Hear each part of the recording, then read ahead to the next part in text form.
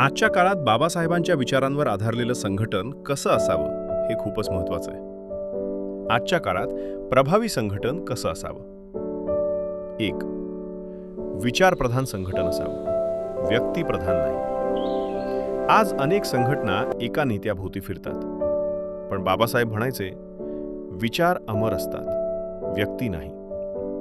संघटन हे घटनात्मक मूल्य, समता, न्याय आणि बंधुता यांवर उभं असायला हवं. 2. शिक्षण प्लस तंत्रज्ञानाचा वापर. आजचा काळ डिजिटल आहे.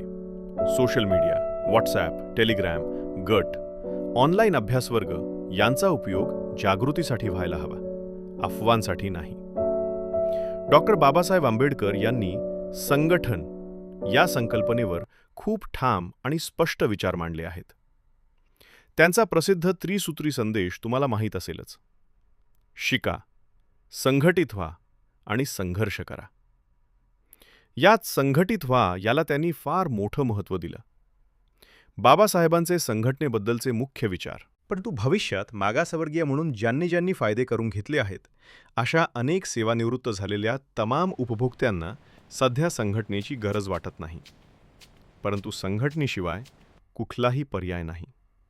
जगायचं असेल तर एक संघ आणि वेळ प्रसंगी संघर्ष करण्याची जबाबदारी प्रत्येकाने घेतली पाहिजे.